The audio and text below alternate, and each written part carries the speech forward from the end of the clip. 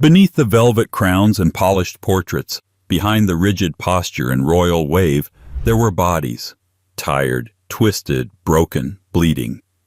For centuries, the British monarchy mastered the art of appearances, while quietly hiding everything that didn't fit. From secret diagnoses to vanishing heirs, this is the story of 33 royals whose imperfections were airbrushed out of history. Some were hidden, some erased. All were inconvenient. Tonight, we peel back the silk and gold to ask a simple question. What happens when the people born to rule are betrayed by their own flesh? Before we dive in, if you're drawn to the strange, the hidden, and the stories history tried to forget, hit that subscribe button. This channel is where royalty loses its mask. And while you're here, drop a comment below. Where in the world are you watching from? And what time is it right now as you're hearing this? Let's see who else is awake for a little royal disillusionment. 1. Prince John. If you blinked, you missed him. Prince John, youngest child of King George V and Queen Mary, was born in 1905, the fifth son of a monarch obsessed with duty, and the sixth child of a queen obsessed with appearances. In the beginning, he was a royal like any other, christened with pomp, photographed in sailor suits, and expected to recite Latin verbs on command. But something quietly wasn't right. At first they said he was simply slow, a little off, a little distracted, not quite keeping up with his sharp siblings. Then the seizures began. Violent, unpredictable, and unwelcome in the Edwardian royal mythos of masculine control and constitutional poise. Doctors diagnosed him with epilepsy, though the specifics were rarely mentioned. In fact, most of his life wouldn't be mentioned at all. As his condition worsened, Prince John began to disappear. His public appearances stopped entirely around the age of 11. His name was gradually omitted from palace conversations, his portrait increasingly absent from family photographs. By 1917, he was moved permanently to Wood Farm, a modest house on the Sandringham estate, along with his nurse and a small entourage, mostly groundskeepers and medical staff. That's where he stayed. Out of sight, out of frame, out of mind. Even his siblings barely saw him. Queen Mary visited occasionally, but even her affection was described as clinical. King George V didn't attend his son's funeral in 1919 when John died suddenly from a major seizure. The official explanation? It was too painful. But for a monarch who had once said, "I was frightened of my father, and my children are frightened of me," the more likely explanation was silence itself. Painful things were simply not discussed, especially if they made the House of Windsor look weak. What's strange is how tidy the disappearance was. There was no scandal, no press leak, no grand cover-up. Just a child removed from public life so efficiently that even now, some royal historians struggle to describe his final years in more than a few vague paragraphs.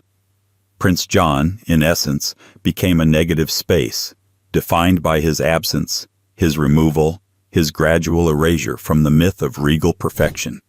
For decades, many assumed it was shame that drove this concealment, a family hiding a flaw. But the deeper tragedy may be something colder: indifference. Prince John wasn't hidden because of the stigma of disability. He was hidden because he couldn't be useful, couldn't perform, couldn't represent. And in a monarchy that defines itself by image, he became expendable. After his death, Queen Mary wrote in her diary that it was a great relief. And it probably was. Not because she didn't love him, but because now the contradiction was gone. The dissonance between royal ideal and human reality had been, conveniently, resolved. The child vanished, and the illusion remained intact. But that illusion, once cracked, never quite reseals. Because if the system could forget Prince John, its own blood, what else could it choose not to see? What other secrets are not just buried, but preemptively erased? Consider this. Prince John wasn't the only royal hidden from view. Just a few decades later, in a different wing of the family tree, two more royal women would be written out of the story entirely, not deceased, but alive, and institutionalized. 2. Nerissa Bowes Lyon. The story of Nerissa Bowes Lyon begins like a family footnote and ends like a national metaphor. She was born in 1919, the same year Prince John died, almost as if the royal bloodline, still uneasy with imperfection, decided to reroute its quiet tragedies somewhere else. Nerissa was the niece of Queen Elizabeth, the Queen Mother, making her first cousin to Queen Elizabeth II. And from birth, she was both royal and invisible. Her early years barely exist in record. The few family documents that mention her describe her as backward, the period's polite shorthand for someone who didn't fit the mold of society, or the monarchy. Nerissa, along with her younger sister Catherine, was born with significant developmental disabilities. In an age obsessed with heredity, decorum, and the optics of good breeding, this was not merely a private difficulty, it was a reputational crisis. By the 1940s, both sisters had disappeared from family gatherings, omitted from correspondence, and, most tellingly, listed as deceased in Burke's Peerage, the genealogical Bible of British nobility. Officially dead. In reality, they were very much alive, confined to the Royal Earlswood Hospital in Surrey. Institutionalized for life. The secrecy wasn't a brief embarrassment or a bureaucratic accident. It was systemic. The Bowes Lyon sisters lived in the hospital for decades, surrounded by staff who had no idea their patients were cousins to the Queen. Their family never visited. Nurses later described them as sweet, affectionate, and capable of joy within the limits of their world. But no royal ever walked through the door to see them. Even their mother, Fenella Bowes Lyon, is said to have visited only once. The hospital records simply list their long days and longer silences. When Nerissa died in 1986, she was buried in a modest grave marked only by a plastic tag and a number. No stone, no name. Just another patient in a long institutional ledger. It wasn't until journalists uncovered the story in 1987 that the public learned the truth. The Queen's cousins had been hidden in plain sight, their existence erased to preserve the family's pristine image of moral and genetic superiority. The revelations caused outrage, of course, but the monarchy's response was characteristically sterile. A few lines of official regret, a suggestion that standards of care were different then, and silence resumed. But beneath that bureaucratic calm was an unmistakable pattern. Just as Prince John had been quietly removed for being inconveniently human, Nerissa and Catherine were written out for being inconveniently alive. The monarchy, it seemed, did not hide its weak, it deleted them. Yet Nerissa's story isn't only about cruelty, it's about inheritance. Because she and Catherine were descended from the same line that produced King George III, whose bouts of mental illness would later define an entire cultural myth, the Mad King. Historians now debate whether the family's secrecy was motivated by fear of stigma or fear of exposure, perhaps both. After all, if the royal bloodline could carry madness, frailty, or imperfection, what did that mean for divine right, for legitimacy, for the illusion of chosen perfection on which the crown depends? Nerissa's grave now bears a small proper headstone. It was added after the media uproar. It stands as an apology, perhaps, but also as a reminder that apologies rarely undo erasure. You can add a name to a stone, but you can't return a life to history once it's been edited out. And that's the real unease here. The monarchy didn't simply lose track of a cousin. It rehearsed the art of concealment. It learned how to remove what didn't fit. Because while Nerissa and Catherine were hidden away behind institutional walls, other heirs, healthier ones, would inherit the gilded stage and carry on pretending the walls didn't exist. Which brings us neatly to Catherine herself, the younger sister who shared Nerissa's silence, her exile, and the strange burden of being born royal but treated as if she had never existed at all. And if you're still here, curled up in the quiet with these unsettling royal footnotes, don't forget to subscribe. we unravel the stories history preferred to bury. While you're listening, tell me in the comments, where are you tuning in from, and what time is it right now in your corner of the world? Let's see who else is wandering through forgotten corridors this late. 3. Catherine Bowes Lyon. Catherine's life reads like the echo of a footnote stretched into a lifetime. Born into the same family that would one day supply a reigning queen, Catherine Bowes Lyon shared blood with the center of Britain's public stage. And somehow, she never got a line. Where the monarchy paraded pageantry, she received paperwork. Where portraits captured smiles, she received invoices from a hospital. The contrast between kinship and care is the quiet cruelty of her story. She was younger than Nerissa, a sister in the literal sense, and in fate. Where Nerissa was born in 1919, Catherine arrived in 1926, and for a brief moment the family narrative could have included her as a cousin at christenings, as a face at weddings, as a presence in family letters. Instead, Catherine, like Nerissa, was described in the genteel jargon of the time: backward, feeble-minded, language that did more to sanitize dignity than to describe a human being. Those labels, wielded by doctors and ennobled relatives, became permission to remove. Institutionalization was the era's solution. It served the household and the public image simultaneously. It cared for those who couldn't be cared for at home, and it kept the inconvenient private.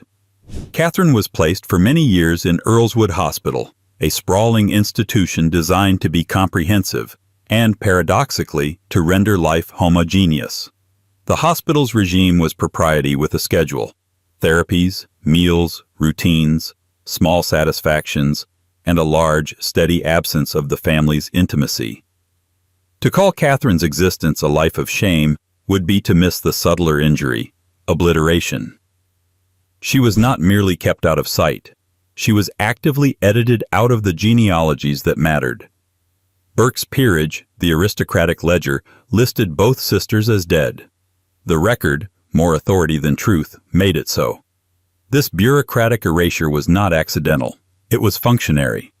It read like a policy choice disguised as clerical error. If the family's line could be cleansed of perceived imperfections on paper, maybe the public myth would remain untarnished. And yet, though the institution took her name, it did not quite take her personhood. Nurses remembered Catherine as gentle, placid, capable of laughter in small moments, responsive to music, soothed by sunlight through institutional windows. She stitched, maybe. She hummed, perhaps. These were not heroic acts. They were the private ordinariness of a life lived without headlines. The staff who cared for her, overworked, underpaid, humane, saw a woman who deserved visits and letters and the occasional hand-squeezed greeting. Those things were not part of the royal script, apparently. When Nerissa's grave and the story of the Bowes Lyon cousins leaked into public view in the late 1980s, the revelation felt like a stain on a laundering too thorough to be true. The royal household offered perfunctory sympathy, and the media devoured the scandalized moral. How could a family so public counsel secrecy around its own? But scandal is a short-lived currency. The sting faded, the headlines moved on, and the sisters remained, for many readers, a cautionary tale about the monarchy's cost of appearing impeccable. Catherine died in 2014. In a society that had changed enormously since her baby days, her death passed in quieter ink. Yet the fact that she lived to 88, longer than many of her glamorous cousins, complicates the narrative of erasure. It means she had seasons, decades, an arc of days, however constrained. It means the hospital, for all its institutional nature, cradled an extended life that outlived the original intent to simply make the problem disappear. Here's the sting. For centuries, monarchy depended on myth, lineage uninterrupted, visage unblemished, and narrative tidy. Catherine's life exposed the seams. She wasn't a footnote. She was evidence that the script needed an editor. The editors erred by assuming that removing a name erased the human traces that memory and record stubbornly kept. Even a ledger's silence is noisy if you listen for the people behind the columns. The Bowes-Lyons sisters' hidden existence is a historical fault line. It divides eras of concealment from an era of disclosure. And that shift, public revelation over private erasure, will become crucial in the decades that follow. Because later in the century, the monarchy will face a different kind of challenge. Not only how to hide, but whether to reveal. The next figure on our list will embody that transition. An emblem of the modern royal who chooses confession over concealment, surgery over secrecy, and who, in telling, changes what it means to be a royal with a body that does not conform to expectation. 4. Princess Eugenie. In a monarchy obsessed with posture, both literal and symbolic, Princess Eugenie's spine became a quiet rebellion. Born in 1990, the younger daughter of Prince Andrew and Sarah Ferguson, she arrived into a royal family already straining under the weight of its public image. Her existence came with expectations: grace, duty, discretion, posture. But by age 11, her spine had other plans. The diagnosis was scoliosis, a condition where the spine twists and curves sideways, sometimes subtly, sometimes drastically. In Eugenie's case, it wasn't a minor cosmetic quirk. Her curvature was pronounced enough to demand surgery. Metal rods were inserted along her spine. Screws anchored them in place. It was major, invasive, and largely hidden from the public at the time. Unlike Prince John or the Bowes-Lyons sisters, Eugenie was not institutionalized or erased. But the instinct toward concealment, so deeply baked into royal DNA, still hummed in the background. For years, the full extent of her condition was simply unmentioned. The public saw her at royal events, smiling and composed, wearing tailored dresses that hid the surgical scar snaking down her back. The monarchy is a theater of symmetry. A royal's spine, quite literally, is expected to hold up the crown. And yet here was a young princess, walking through her teenage years with a scaffolding of metal silently bracing her body beneath the surface. What's curious is not that she had the condition, but when and how she chose to reveal it. In 2018, Eugenie did something rare for a Windsor. She invited vulnerability into the spotlight. For her wedding to Jack Brooksbank, she wore a custom Peter Pilotto gown with a dramatic open back, not for style, but for symbolism. The dress revealed her spinal scar in full view.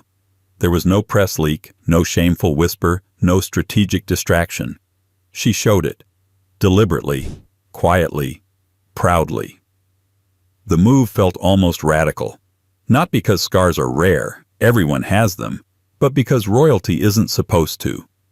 Royals are supposed to glide, to gleam, to appear unbothered by the human truths of flesh and bone. Eugenie's scar cracked that illusion, not with fanfare or defiance, but with quiet grace. She reframed the story. Her scar wasn't a flaw. It was part of her strength. It wasn't hidden. It was chosen. Of course, there were magazine spreads, interviews, Instagram posts, and advocacy work to follow. She became a patron of scoliosis charities, spoke at events, encouraged other young people facing similar surgeries. It was modern, media-savvy, and perhaps even brand-reinforcing. But beneath the PR tone lay something older and more resonant, a subtle challenge to the monarchy's historical discomfort with physical difference. Because for centuries, any deviation from the ideal royal body had to be hidden: stammers, curvatures, seizures, scars. Eugenie's openness wasn't just a personal choice, it was a generational pivot.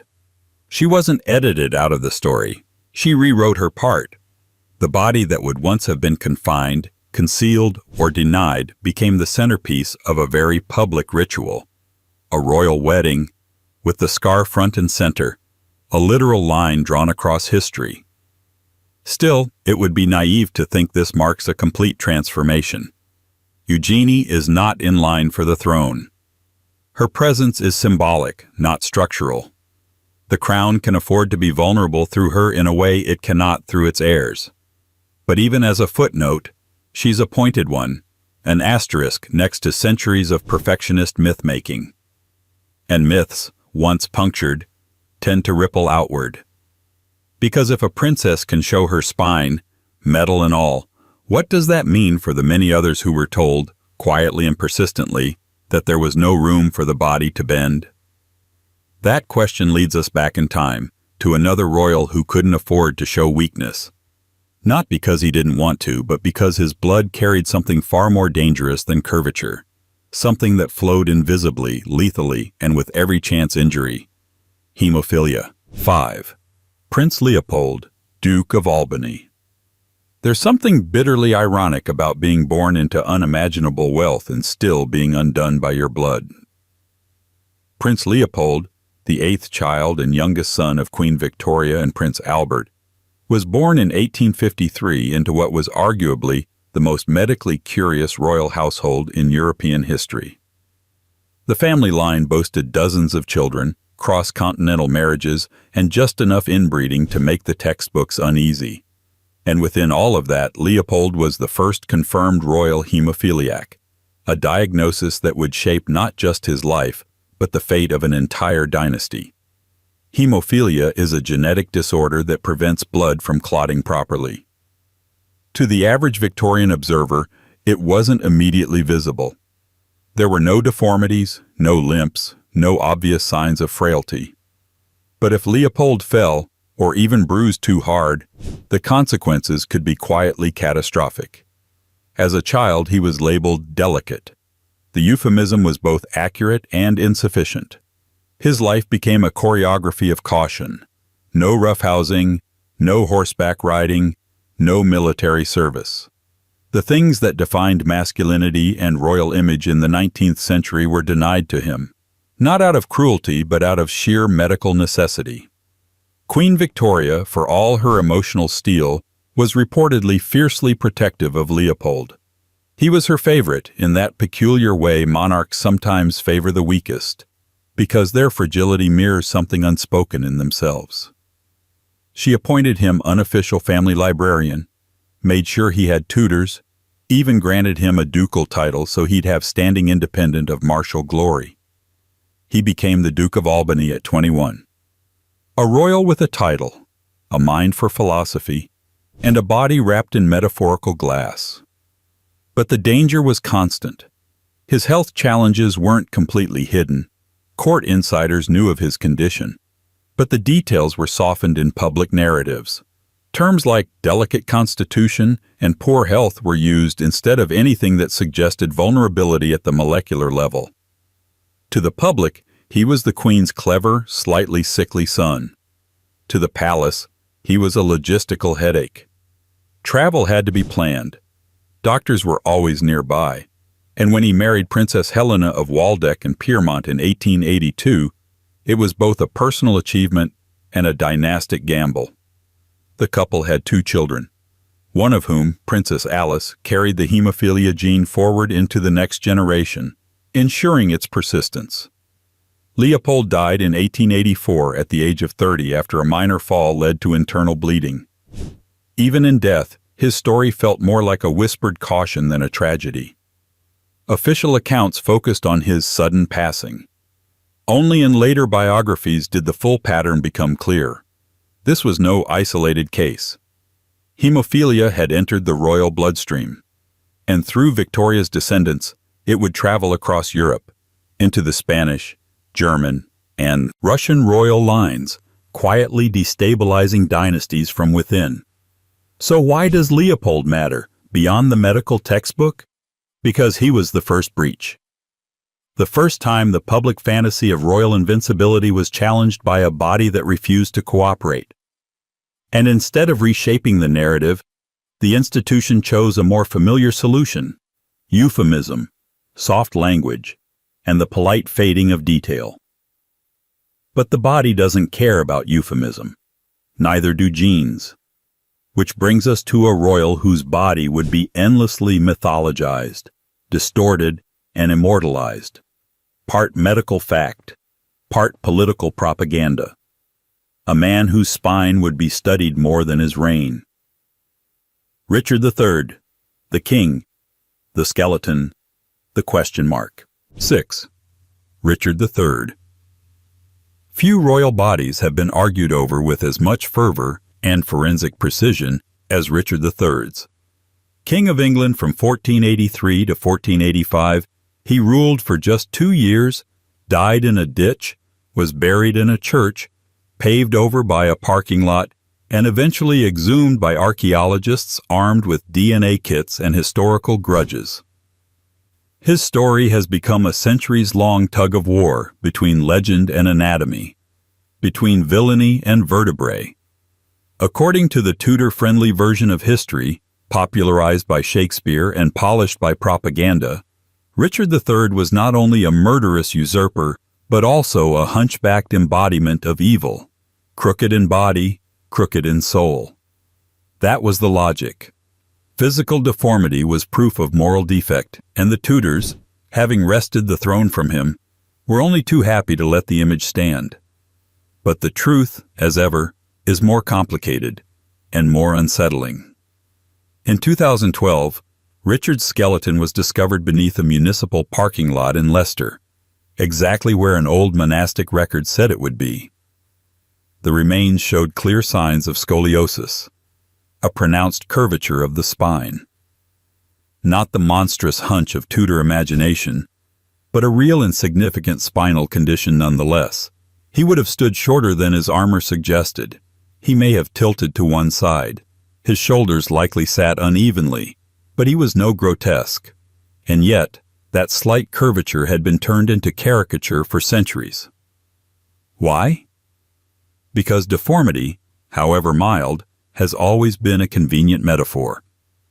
In Richard's case, it was a political one. When the Tudors rose to power after the Battle of Bosworth, they needed to discredit the man they had just defeated. Painting him as physically deformed wasn't just smear, it was strategy. If his back was bent, surely so was his claim to the throne.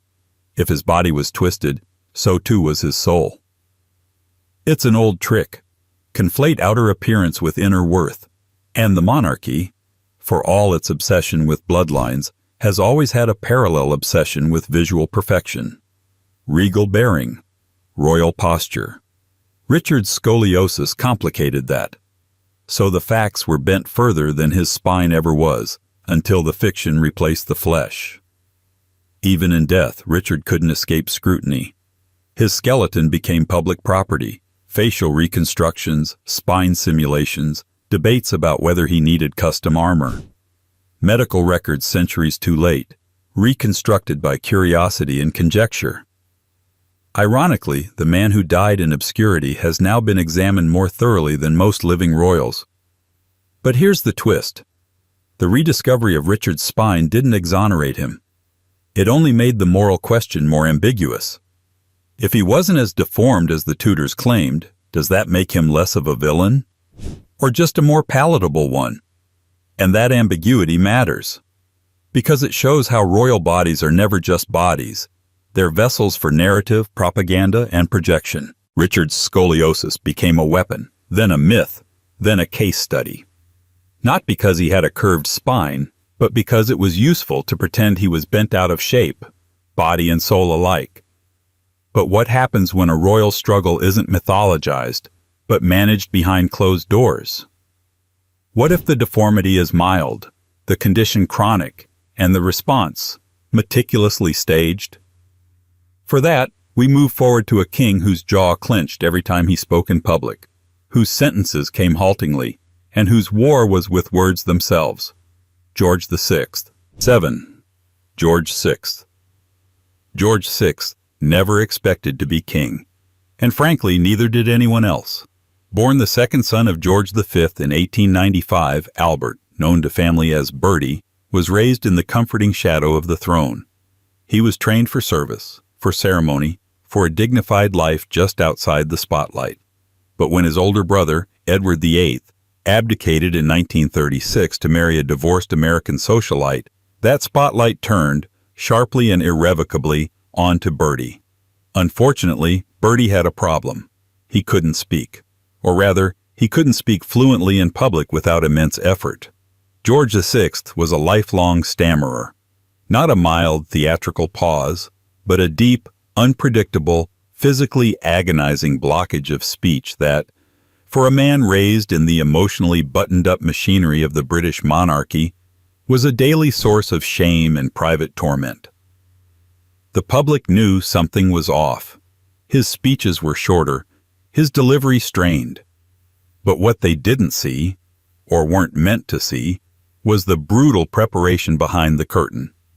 Speech therapy sessions, breathing exercises, vocal drills, private rehearsals that stretched into the night, and always the undercurrent of embarrassment, a monarch whose tongue betrayed him every time he needed to appear unshakable. The condition wasn't named aloud by the palace, of course. In that era, medical privacy was indistinguishable from institutional denial. Royal discomforts were transformed into noble eccentricities or quietly ignored. The idea that a king, an emperor no less, could falter mid-sentence was too discordant for the image of imperial composure. So George's stammer was managed, disguised, softened. His speeches were edited for rhythm, rewritten for ease. When recordings were made, they were done in pieces, stitched together. The finished product was presented with polish. The struggle it masked was not part of the broadcast, but that struggle defined his reign more than anyone could have predicted. George VI became king in the lead-up to World War II, and suddenly, his voice, his literal, physical voice, became a national symbol. The king who couldn't speak would now have to rally an empire. And somehow, he did. Not perfectly, not fluidly, but with visible effort, audible strain, and, eventually, an air of reluctant dignity. Every halting syllable became a paradox. Weakness turned strength, vulnerability made regal. And perhaps that's why the public connected with him so deeply. Because his imperfection was inescapable, and yet he persisted. Of course, there was more than just the stammer. George VI also suffered from leg problems in childhood, possibly knock knees, requiring braces and physical therapy. These early struggles were largely hidden from public view, folded into the narrative of a sickly second son who eventually found his footing. But the truth is messier. The monarchy didn't overcome his challenges, it smoothed them over. His story became, conveniently, one of personal triumph. A stammering prince becomes a steady king, a symbol of wartime resolve. But what made that narrative resonate wasn't the arc. It was the visible tension. Every time he stood at a podium, the country leaned forward, willing the words to come out. When they did, however imperfectly, it felt real in a way the monarchy rarely allows. Still, George VI's public vulnerability was only possible because the conditions were manageable, the flaws reframable. The stammer could be recast as courage. But what if the imperfection couldn't be rebranded? What if it couldn't be edited, hidden, or spun? For that, we looked to his brother, less famous, less successful, and quietly struggling with a set of physical challenges that no amount of wartime rhetoric could elevate, Prince Henry, the Duke of Gloucester. 8. Prince Henry, Duke of Gloucester. Prince Henry, Duke of Gloucester, was a royal largely forgotten, not because he scandalized the monarchy, but because he never quite fit the frame. Born in 1900, the third son of King George V and Queen Mary, he lived most of his life behind his more glamorous brothers, never meant to rule, never quite prepared to shine. In the family's grand public tableau, Henry was background, duty-bound, quiet, mildly awkward. But behind that dim royal lighting was a man whose body seemed to constantly resist the role he was born into. From childhood, Henry struggled with physical development. Historical records describe him as having knock knees, a condition where the legs angle inward, causing the knees to touch while the ankles remain apart. It may sound benign by modern standards, easily treatable with braces or physical therapy, but in the image-conscious Edwardian royal world, it was a visual liability. The monarchy has always equated physical symmetry with moral authority. And young Henry, stiff-legged and often unsteady, disrupted that aesthetic. To correct the condition, he was reportedly fitted with leg braces, clunky, uncomfortable, and designed more for long-term alignment than short-term dignity. There are few photographs from this period, and none where the braces are visible.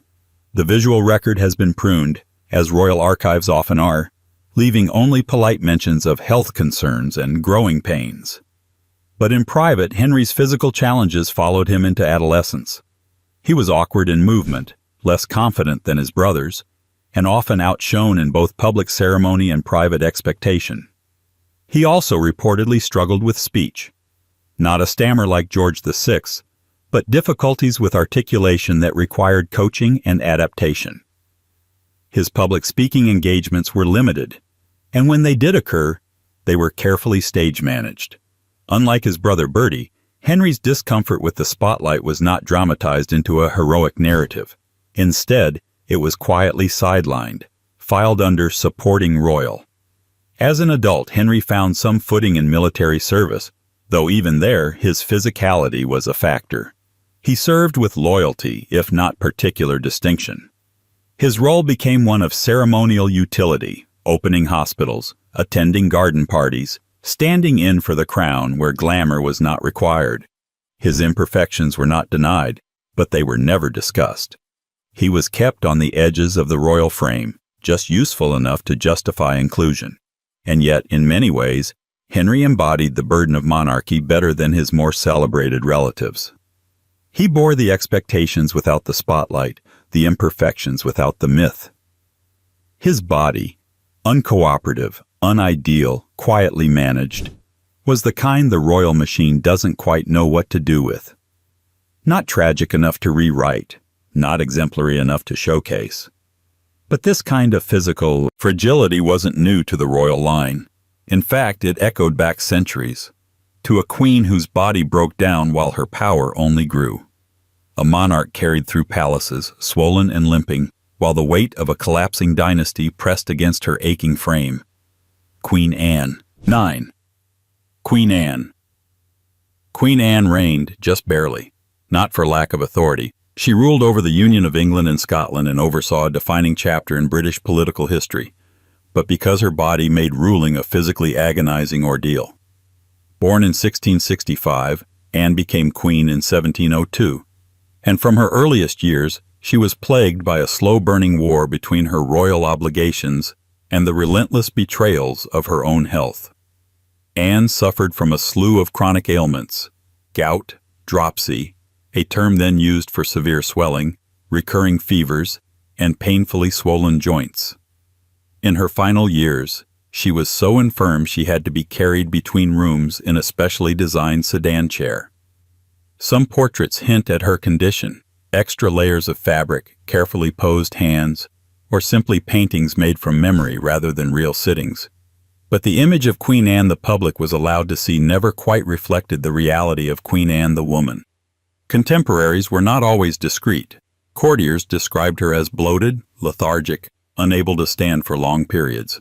Political enemies called her lazy, ruled by favorites, or simply unfit. But the truth was that Anne tried, again and again, to rise above a body that seemed to conspire against her. She gave birth to at least 17 children, most of whom died in infancy or early childhood. The emotional toll of that repeated loss cannot be overstated, nor can its political consequences. Without a surviving heir, Anne's reign was shadowed by succession anxiety. Her personal pain became national instability. And yet, she governed. She attended cabinet meetings from her upholstered chair, signed papers with trembling hands, and dictated state business while enduring chronic physical suffering. Her health was rarely mentioned in official statements, and the public was offered the usual substitute: quiet omissions, delayed appearances, and the ever-useful veil of royal mystery. There's something deeply paradoxical about Anne's reign. She wielded immense power, yet her mobility was limited. She was declared the symbol of a newly united kingdom, even as her own body was fragmenting. Power was hers, But performance, public presence, confident speech, robust ceremony was often beyond her reach. Still, the monarchy endured, and so did she, for 12 tumultuous years. But the irony of Queen Anne is that her body, so publicly cloaked in velvet and symbolism, ultimately dictated the future of the crown. Her lack of surviving heirs ended the Stuart line and paved the way for the Hanoverians. Fragility, once again, reshaped dynastic history, not through scandal or rebellion, but through biology.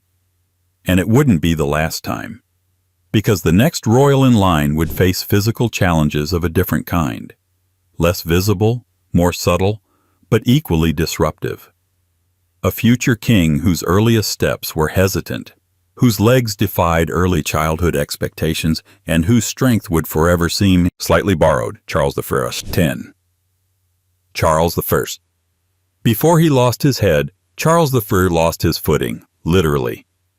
Born in 1600 as the second son of King James VI of Scotland, later James I of England, Charles was never expected to reign. That duty belonged to his elder brother, Henry Frederick, Prince of Wales. But when Henry died suddenly in 1612, the quiet, sickly younger son became the heir. And that's where the trouble began, not just politically, but physically. From infancy, Charles was notably weak. He didn't walk until he was around 3, well beyond the usual developmental milestone.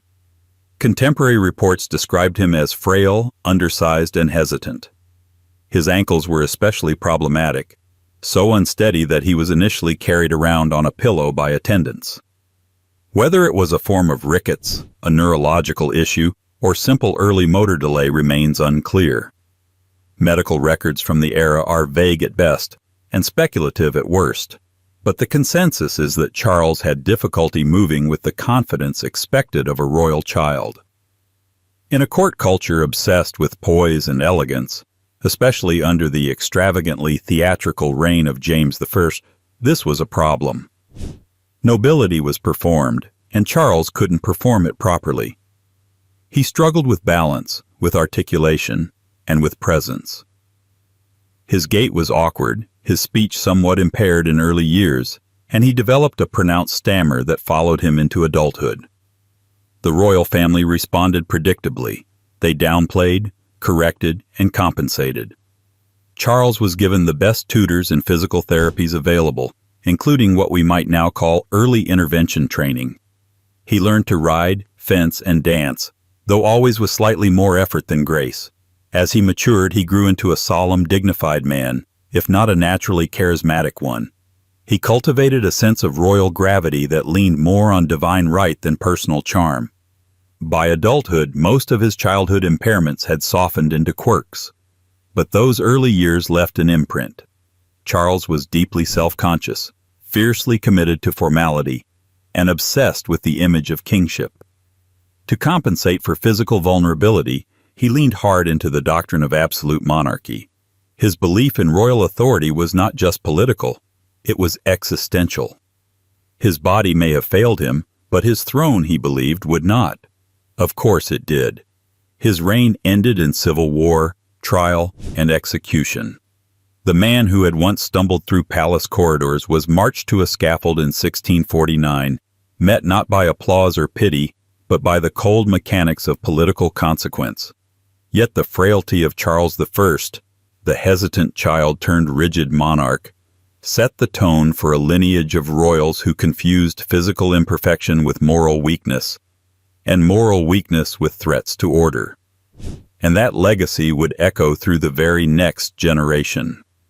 Because his son, too, would inherit not just a throne, but a body marked by childhood, difficulty, though this time the instability wasn't in the limbs but somewhere deeper, in the brain, in the bones, and in the constant physical reminders that no crown can fully protect its wearer.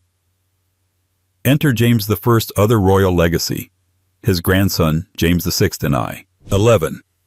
James VI and I. Before he was King of England, before he ruled over both crowns of Britain in an uneasy union, James VI of Scotland, later James I of England, was a sickly child in a dangerous world. Born in 1566 to Mary, Queen of Scots, and her ill-fated husband, Lord Darnley, James came into the world amid political turmoil and personal instability. His father was murdered before James was 1 year old, his mother was imprisoned and eventually executed, and he was raised not by parents but by regents and advisors who handled him like a fragile diplomatic document. And in many ways, James was fragile. His early years were marked by a range of physical problems that would stay with him for life. His legs were weak, so weak, in fact, that some sources claim he had to be carried until the age of 6. He walked with a pronounced limp. He was clumsy, prone to falls, and often mocked for his awkward gait. Courtiers described him as waddling, shuffling, or lurching from side to side, an image that didn't quite align with the poised silhouette expected of a monarch. Modern historians have speculated that James may have suffered from a mild form of cerebral palsy or childhood rickets, but no diagnosis can be confirmed with the records available. What we do know is that his physical condition shaped the perception of his authority from the very beginning. In a world where royal strength was measured in horseback riding, swordsmanship, and effortless public display, James's physical inelegance stood out. His mannerisms were exaggerated, his posture was uneven, and his appearance, short, thick-set, and always slightly unbalanced, invited ridicule from enemies and embarrassment from allies. He attempted to compensate with intellect and verbosity. James was brilliant, no question, deeply learned, fluent in multiple languages, and an obsessive writer. He published works on theology, kingship, and even the dangers of witchcraft. But his physical bearing rarely matched his intellectual gravity. Foreign ambassadors noted his restless twitching, his tendency to drool, his poorly timed gestures. He was simultaneously king and court jester, depending on the room and the observer. Despite his condition, James ruled for decades, first as King of Scots and then as King of England and Ireland.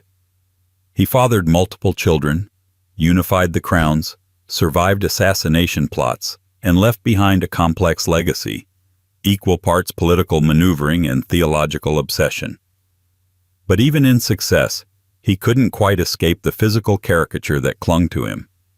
To many, he remained the king with unsteady legs, unable to project the easy grace expected of a sovereign. His reign marked a shift. The throne could now be occupied by someone whose authority came from intellect rather than posture. And yet, the whisper of physical deficiency never fully faded. In portraits, James is stiff, often seated, his robes carefully arranged. The monarchy had learned how to frame the imperfect body by not letting it move. But others were not so easily posed, because while James at least ruled, others at court were reduced to objects of scrutiny, examined, whispered about, and quietly managed. None more so than a man who wielded immense political power, yet walked with a crooked spine, Robert Cecil. 12. Robert Cecil, 1st Earl of Salisbury. Robert Cecil was never meant to be seen. Not in the full light of the court, at least, not where symmetry and spectacle reigned, and certainly not where a man's back could betray him before his words ever did. As the son of William Cecil, chief advisor to Queen Elizabeth I, Robert was born into power. But unlike his towering father, Robert entered public life at a visual disadvantage. He was small, hunched, and walked with a pronounced spinal curvature, what most contemporaries called a crookback. In a royal court obsessed with form, his form was all anyone seemed to notice. His condition, likely scoliosis or kyphosis, was never named in medical terms by the men who mocked him, only painted in metaphor. His enemies, both political and poetic, compared him to a goblin, a spider, a toad. Ben Jonson described him as the little man, others as the elf. His disability wasn't just a fact, it was political currency. His crooked spine became shorthand for crooked motives. In the iconography of the court, a deformed body hinted at a deformed soul. But Robert Cecil wasn't just a courtier. He was the architect of empire. Behind the ridicule was a formidable strategist. He served Elizabeth I with tireless precision and later became the principal advisor to James I, orchestrating one of the most complex successions in English history.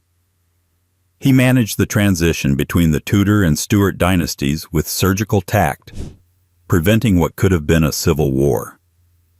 It was Cecil, with his stooped back and sharp mind, who deciphered the gunpowder plot in 1605 and coordinated the prosecution that followed. And yet, no matter how powerful he became, his body remained a public liability. Portraits of him are stiff, formal, and oddly cautious, as though the artist was afraid to let the truth of his form into the frame. Courtly gossip framed his posture as evidence of corruption, his appearance as unnatural. He was a man whose intelligence could be admired, but never comfortably mythologized. Too bent to fit the mold of the perfect statesman, too clever to ignore. Cecil's story reveals a deeper truth about the court of early modern England. That deformity and disability were never neutral. They were politicized, weaponized, or erased. A crooked back was not just a back, it was a flaw in the body politic. And the more visible the deviation, the more fiercely the monarchy and its orbit sought to translate it into character. But what happens when the body that falters isn't male and can't be caricatured with toadish metaphors? What happens when the flaw is not in posture, but in skin, in teeth, in the slow erosion of royal beauty? Enter Elizabeth I, Cecil's queen, who fought her physical decline with powders, pearls, and a public image as carefully constructed as a battlefield. 13. Elizabeth I. For a monarch whose authority depended so heavily on spectacle, Elizabeth I spent the final decades of her reign waging a slow, private war against her body. Known to history as the Virgin Queen, Gloriana, the Fairy Queen, Elizabeth was more than a ruler. She was an image, a projection of national strength, celestial grace, and impervious beauty. But under the powdered mask and carefully arranged jewels, her body was changing, failing even, and the crown required that none of it be seen. Elizabeth had survived smallpox in 1562, a disease that spared her life but left her skin marked and fragile.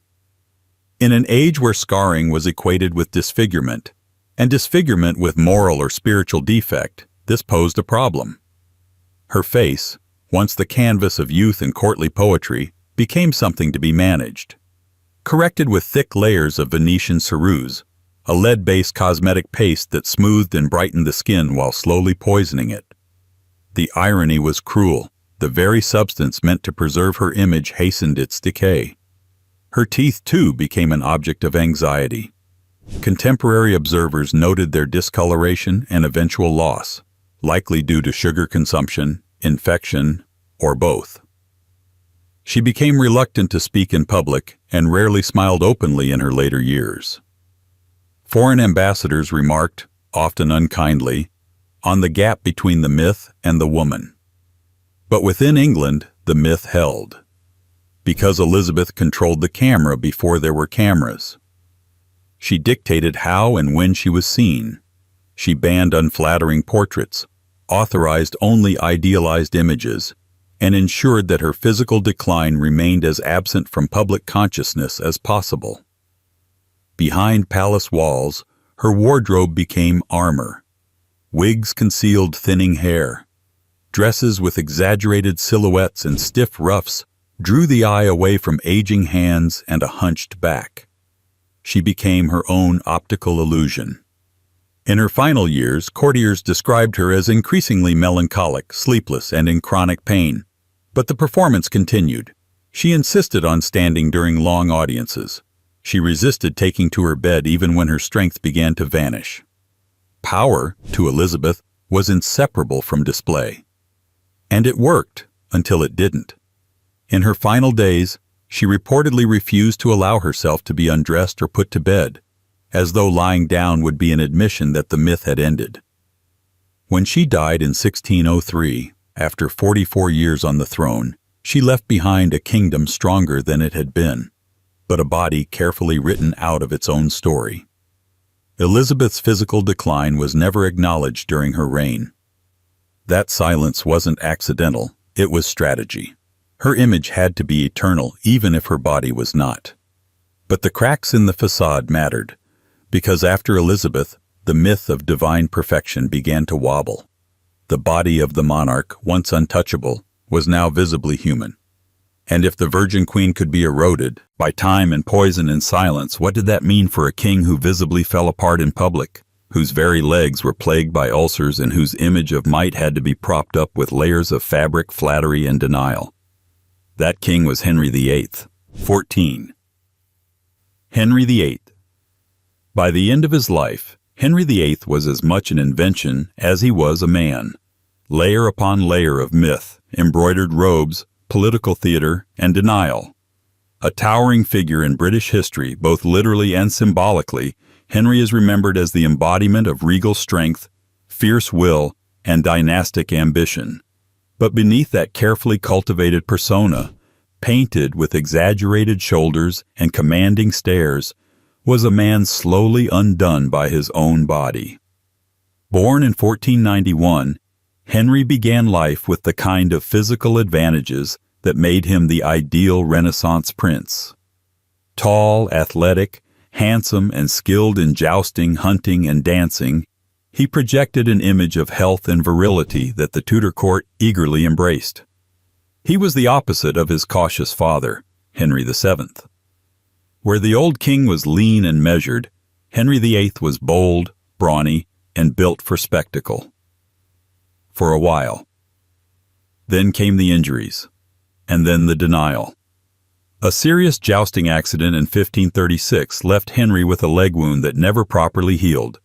Over time, it became ulcerated, painful, persistent, and prone to infection. His mobility declined. He grew increasingly sedentary, his once celebrated figure thickening into something closer to immobility. Later portraits show the change. The confident young man with narrow hips becomes a swollen king supported by layers of regal fabric and artistic flattery. The eyes are still sharp, but the body is increasingly immobilized. The court, of course, said little. Publicly, Henry remained the majestic head of church and state, the divine right king whose authority came not only from bloodline, but from strength. The art was complicit. Hans Holbein and other court painters elevated the king's image to near-divine levels, omitting crutches, cushions, or the entourage of attendants required to help him move. But privately, it was a different story. The leg ulcers were a constant source of agony. He struggled with infections, likely suffered from metabolic issues, and became increasingly irritable and volatile. His clothing had to be adjusted regularly as his size increased. He could no longer mount a horse. Long council meetings had to be shortened, and though he continued to command authority, much of it was now performed from a chair. Yet the myth endured. Because in Tudor England, power had no room for decline.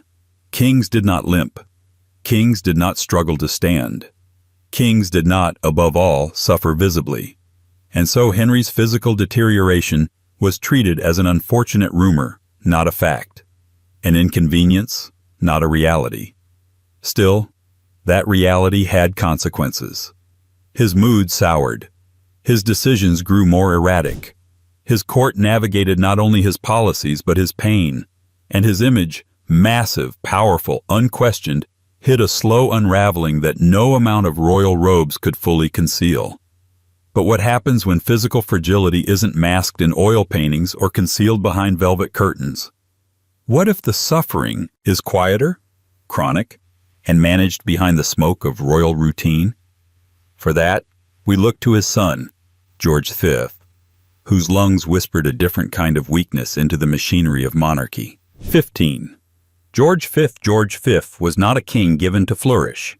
Stiff, reserved, and famously fond of uniforms, he reigned from 1910 to 1936, with the demeanor of a man constantly preparing for a formal inspection.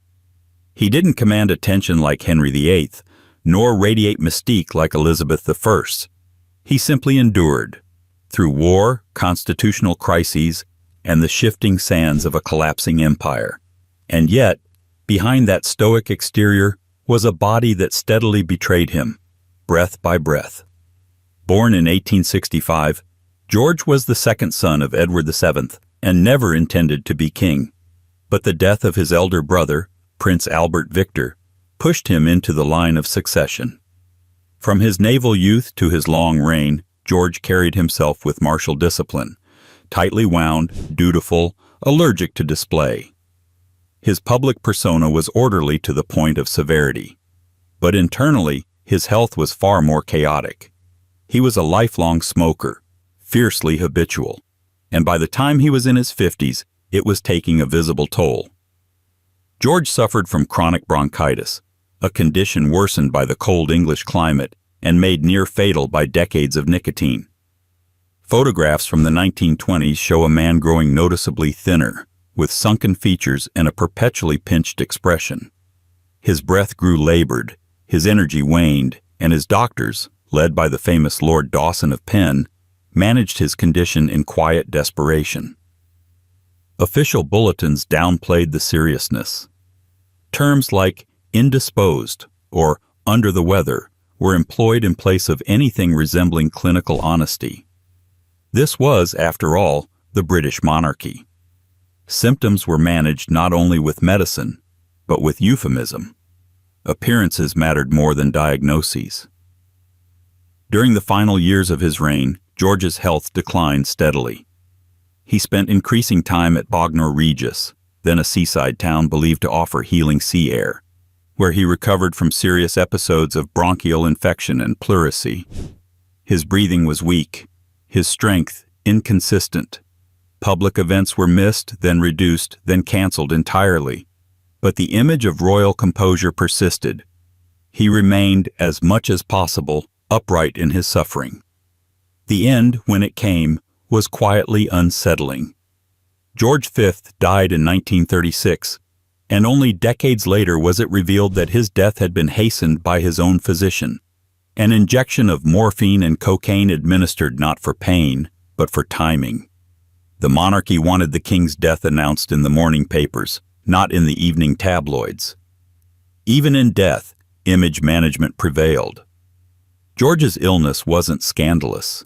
It was slow, dignified, and carefully veiled. But it set a precedent for the 20th century monarchy: conceal the chronic, manage decline behind the scenes, present strength until the very last breath. But not all ailments stay hidden, and not all royals were content to let weakness be framed as absence. Some would live with invisible struggles that the monarchy could no longer fully contain, like Princess Alice of Battenberg, a royal who heard no music but claimed to hear God. 16. Princess Alice of Battenberg. Before she was the mother of Prince Philip and grandmother to a future king, Princess Alice of Battenberg was a child born into silence, quite literally. Born in 1885 at Windsor Castle, Alice came into the world as a great-granddaughter of Queen Victoria, a princess of both Britain and Germany, and someone who would spend most of her life either misunderstood or politely set aside. From an early age, it was clear that Alice was different. She didn't respond when people called her name. She seemed withdrawn, unfocused. The truth was much simpler, and more easily ignored. She was almost completely deaf. Her mother, Princess Victoria of Hesse, believed she had a mental slowness, but in reality, Alice was sharp, intelligent, and observant. She simply couldn't hear the world around her. Eventually, her deafness was acknowledged, grudgingly, and she was taught to lip-read in multiple languages. This adaptation gave her the appearance of normalcy, and in royal settings, appearance was often enough. She married Prince Andrew of Greece and Denmark, and for a time, played the role of royal wife with diplomatic ease. But the strain of 2 world wars, repeated displacement, and the collapse of the Greek monarchy slowly pulled at her already fragile equilibrium. In the 1930s, Alice underwent what many historians now describe as a psychological collapse. She experienced religious visions, claimed divine communication, and withdrew from her family. Diagnosed at the time with paranoid schizophrenia, she was forcibly institutionalized in Switzerland, against her will and with little ceremony. Her husband left. Her children were scattered. Her mother wrote her off as a tragic case, but Alice's story didn't end in silence. After years of isolation, she emerged, transformed not into the brittle invalid her doctors expected, but into something far stranger and stronger. She became deeply devout, founded a nursing order of Greek Orthodox nuns, and returned to Greece during the Nazi occupation, where she sheltered a Jewish family in her own home. When questioned by the Gestapo, she reportedly played up her deafness to avoid interrogation. She wore a nun's habit in her later years and refused luxury, despite her royal blood. When she moved to Buckingham Palace in her final years, invited by her son, Prince Philip, she brought with her no possessions of note, only her faith and a reputation that had shifted from embarrassment to quiet reverence. But her silence, first imposed, then chosen, says something about how the monarchy handles what it can't explain. Deafness was ignored. Spiritual visions were medicalized. A woman too strange for ceremony was gently exiled from the stage. And yet, behind that veil of religious devotion and personal eccentricity lies a question that monarchies often dodge. What happens when a royal doesn't fit the script? Because sometimes, the body doesn't scream or stumble. Sometimes it suffers in subtler ways, like through blinding headaches, chronic fatigue, and whispers of a strange inherited disease that might have haunted a queen, Mary, Queen of Scots. 17. Mary, Queen of Scots.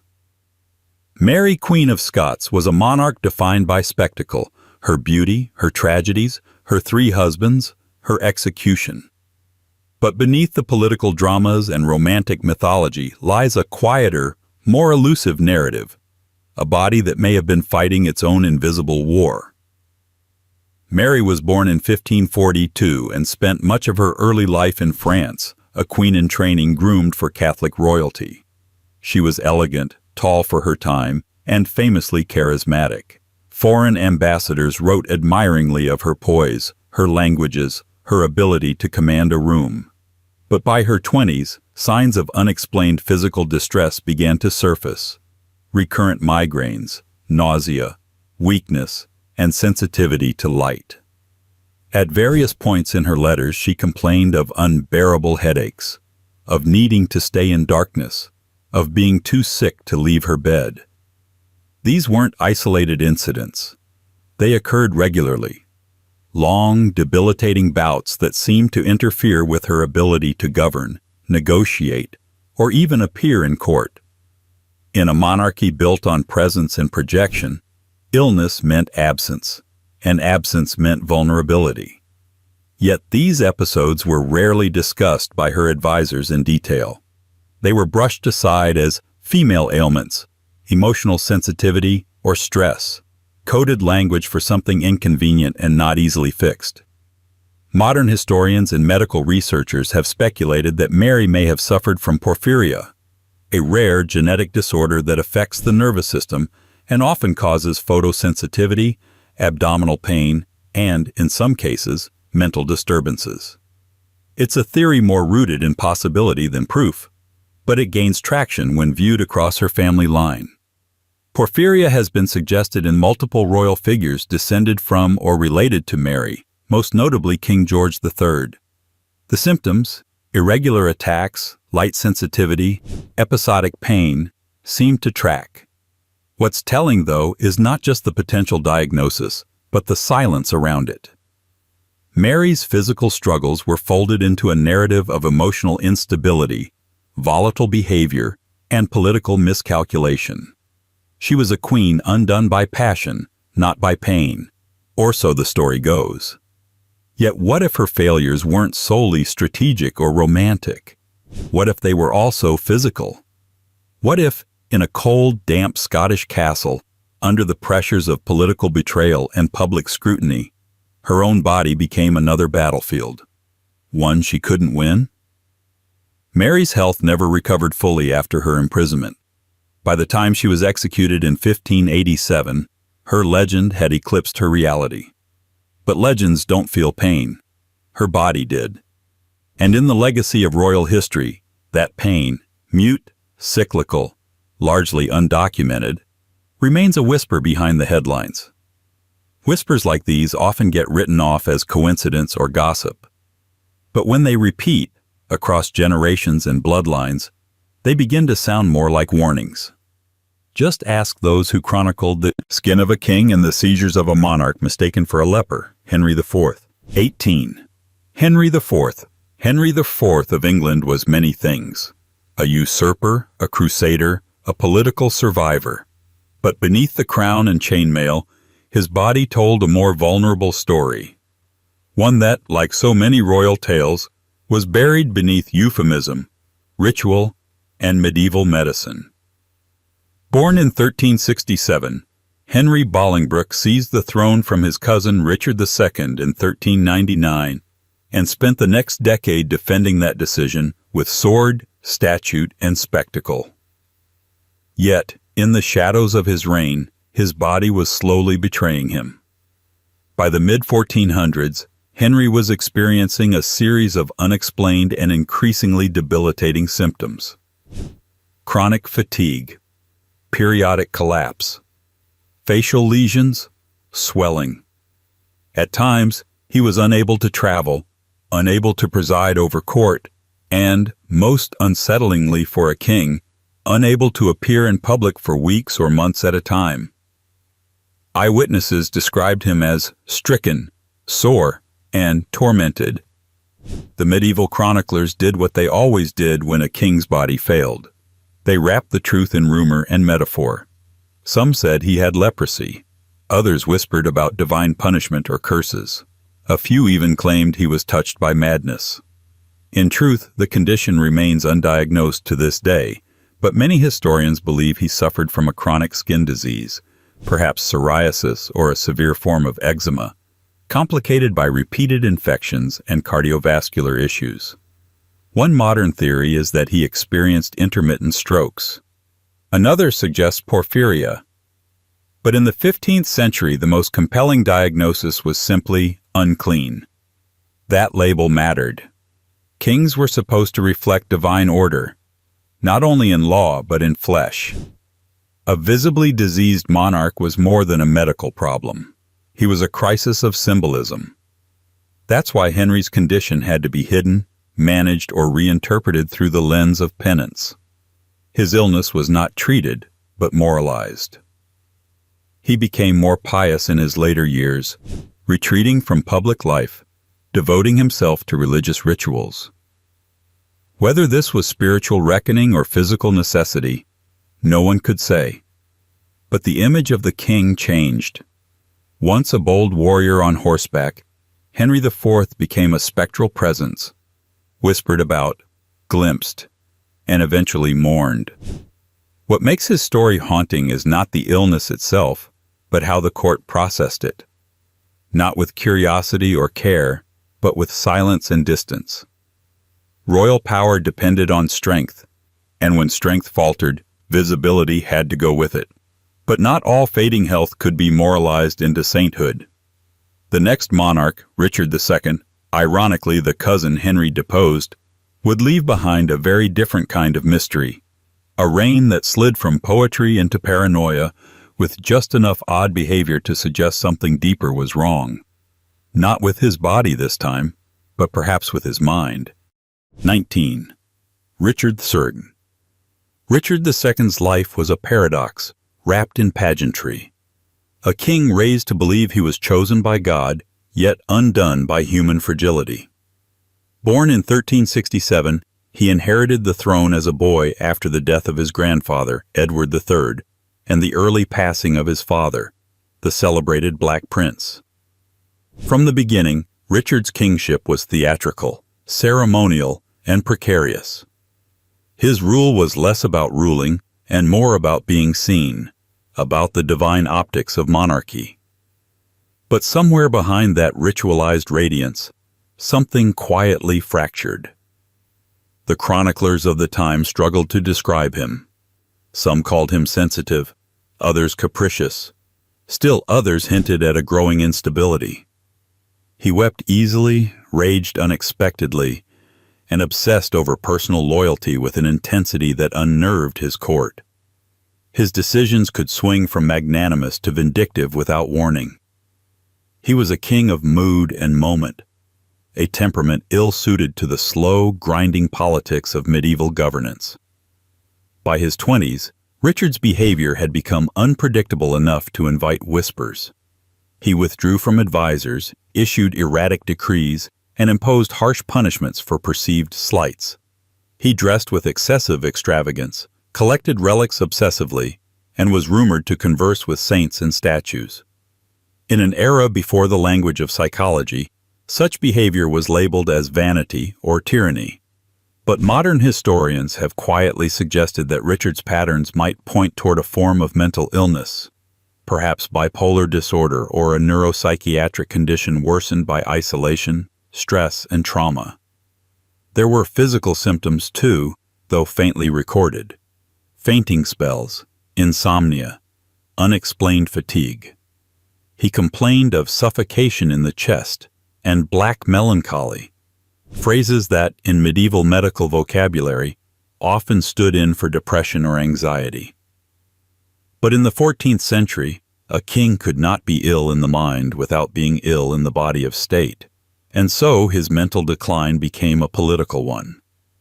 By 1399, his cousin Henry Bolingbroke, soon to be Henry IV, took advantage of that fragility.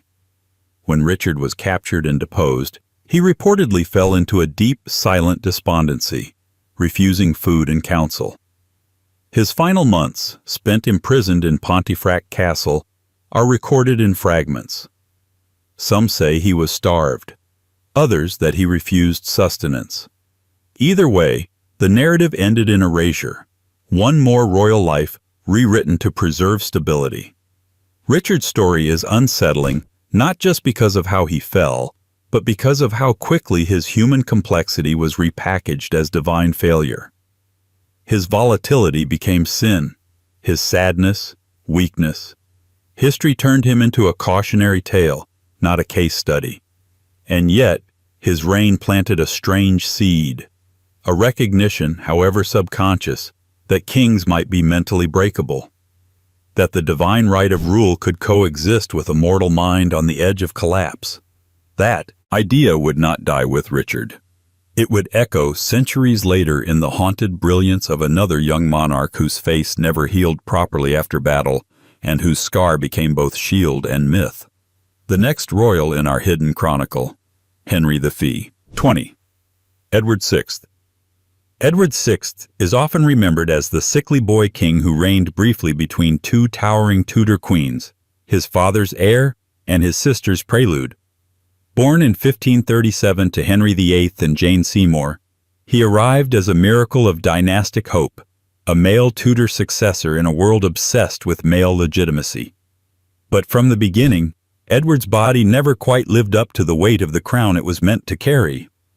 Much of what we know about Edward's health comes secondhand, filtered through Tudor chroniclers, ambassadorial reports, and court gossip, none of which are particularly interested in the boy beneath the regalia.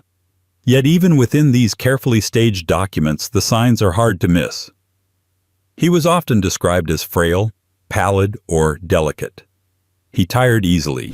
His bones were slim, his appetite inconsistent. While not obviously deformed, Edward seems to have suffered from persistent, low-grade ailments that left him vulnerable to the very things a king could not afford: weakness, fatigue, and prolonged absence from the public stage. Some modern historians have examined Tudor portraits of Edward and noted what appears to be a slight asymmetry in his shoulders, possibly suggesting scoliosis or postural imbalance. But in an age where portraiture was more aspiration than documentation, it's hard to say whether these hints were anatomical truths or artistic oversight. What we do know is that by his early teens, Edward's health was visibly declining. His complexion worsened. His coughing increased. His presence at court functions diminished. And then, in early 1553, just months before his death, he essentially vanished from public view. The official cause of death was consumption, the period term for tuberculosis. But some scholars have questioned whether that diagnosis tells the whole story. His final weeks were marked by a dramatic wasting of the body, with reports of skin discoloration, labored breathing, and near-total physical collapse. Yet even then, the palace tried to keep the extent of his illness quiet. A dying king in his mid-teens didn't suit the image of strength the Tudor regime needed to project, and so, behind the palace gates, Edward withered in near secrecy. But beyond the physical decline, there's something eerie about Edward's short reign. He was a boy who ruled in name, while adults fought wars of religion, politics, and succession in his stead. His body may have been king, but it was also a vessel, an emblem of Protestant hope, used and idealized, even as it weakened. When he died at just 15, the regime scrambled to install Lady Jane Grey, bypassing his Catholic sister Mary. Even in death, Edward's legacy was a battleground.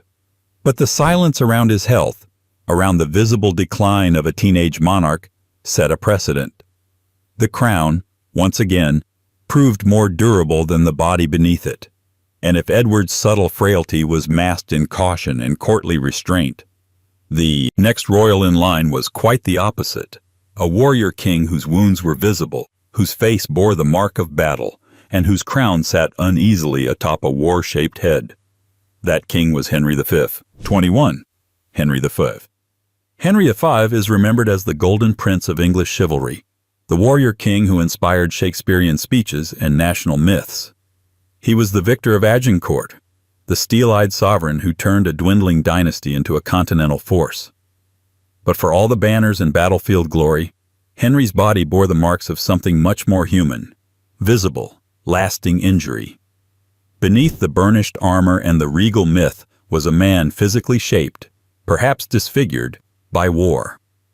Born in 1386, Henry was thrust into battle before he was old enough to vote in a modern parliament.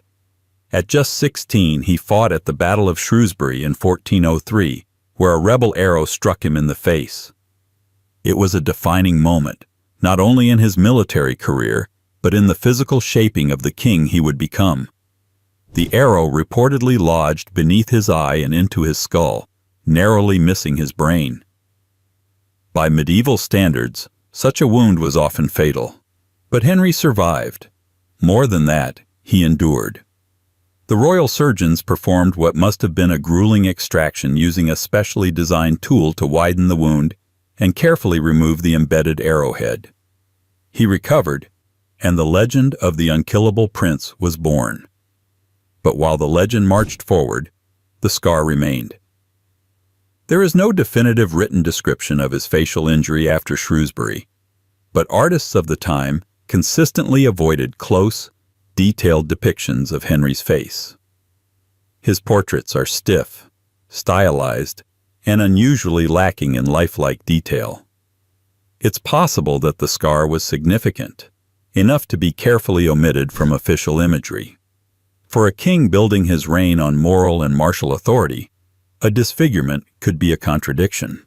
After all, a king's face was supposed to reflect divine favor, not the raw violence of rebellion. What's more telling is how that injury came to symbolize something else entirely. Rather than hide the wound, Henry, intentionally or not, let it serve as proof of grit. The young prince who bled for his kingdom, the warrior sovereign who wore his history, quite literally, on his face. It became part of the royal aura, though no one could quite agree on what it looked like. Yet even as he conquered France and brought the English monarchy to one of its greatest military peaks, his health was never robust. In the final years of his life, Henry suffered recurring illnesses, perhaps dysentery or other chronic infections common among soldiers and kings alike. At just 35, he died abruptly during a campaign in France, leaving behind a newborn son and an empire glued together with exhaustion and borrowed triumph. His death was a rupture. England lost a king who embodied strength, but whose body had been cracking for years. He ruled not in spite of his injuries, but through them. turning pain into power, wound into symbol. But when the pain couldn't be masked or mythologized, the crown moved on. As always, and it would move on to a royal heir who never quite ruled, but whose lifelong illness hinted at something deeper, hereditary and quietly ruinous. Edward, the Black Prince. 22. Edward, the Black Prince. Edward of Woodstock, better known as the Black Prince, never sat on the English throne, but he cast a long and ghostly shadow over it. As the eldest son of Edward III and heir apparent to the English crown, he was born in 1330 with every imaginable advantage: royal blood, military genius, and the kind of battlefield charisma that filled chroniclers' scrolls with awe. His victories at Crécy and Poitiers became the stuff of national legend. Yet behind the armor, beneath the titles, was a man quietly succumbing to a slow and relentless illness that would define and ultimately limit his legacy. In his youth, Edward was a picture of strength. Tall, energetic, and a ferocious presence in combat, he embodied the medieval ideal of kingship long before ever donning a crown. He was the warrior prince, chivalric and deadly, cutting a path through France with almost mythic efficiency. But by his mid-30s, the momentum changed. He began to weaken, not dramatically, not all at once, but in troubling increments. Accounts from his later years describe him as pale, frequently exhausted, and increasingly unable to perform the basic duties of leadership. He began withdrawing from court life, delegating responsibilities, and limiting appearances. Battles that once seemed routine now proved overwhelming.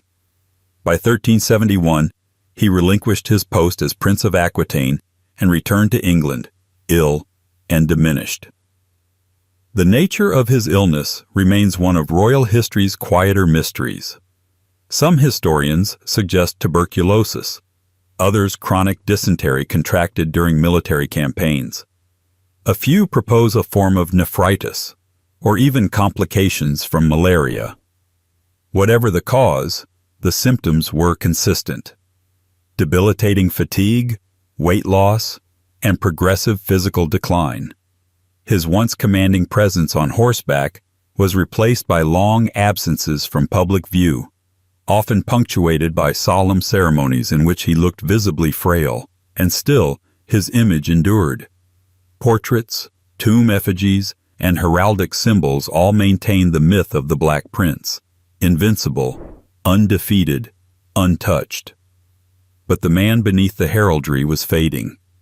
When he died in 1376 at the age of 45, a full year before his father, it wasn't on a battlefield, but in relative obscurity, carried off by a slow-burning illness that sapped the strength of England's greatest not-quite king.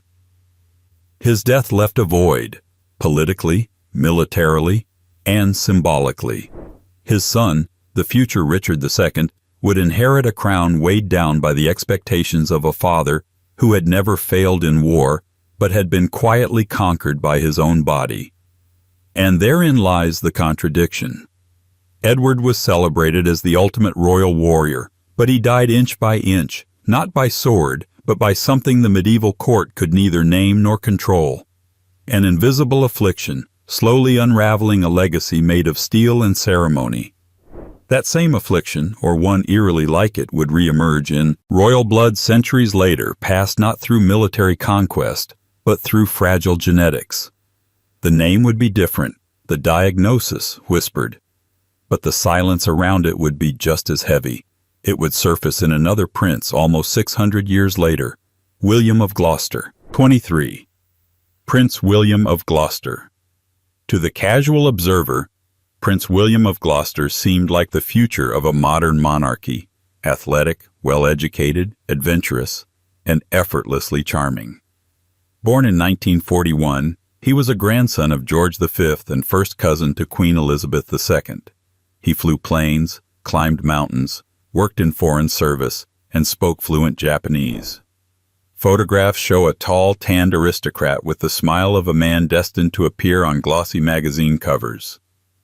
But behind that carefully maintained image, William lived with a diagnosis quietly shared by several members of his bloodline. A royal inheritance too inconvenient to spotlight. Porphyria. He was diagnosed with the condition in 1968 at the age of 27, while serving as a diplomat in Tokyo. Porphyria, a rare and complex group of metabolic disorders, can cause a wide range of symptoms: abdominal pain, neurological issues, photosensitivity, and, in some types, acute psychological episodes. Historically, it's been linked, perhaps too conveniently, with figures like King George III, fueling a centuries-long fascination with madness in monarchy. But for William, the condition wasn't a historical theory. It was a lived reality. At the time, the diagnosis was kept quiet. The royal family, deeply practiced in the art of discretion, offered no public acknowledgement. William continued his official duties and hobbies, his diagnosis folded neatly into the background, never allowed to define him. And that silence was intentional. In the world of royalty, physical or neurological irregularity is often treated not as a medical fact, but as a potential scandal, a threat to image, and by extension, to legitimacy. William reportedly managed his condition with discipline, but porphyria is unpredictable.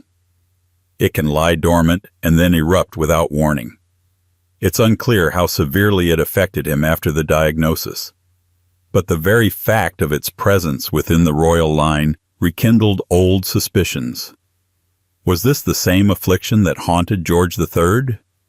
Was the disorder hereditary? Was it still quietly shaping the private lives of royals, even as their public image grew ever more polished? Tragically, William's life was cut short before those questions could gather momentum. In 1972, just 4 years after his diagnosis, he died in a plane crash during an amateur air race. He was 30 years old.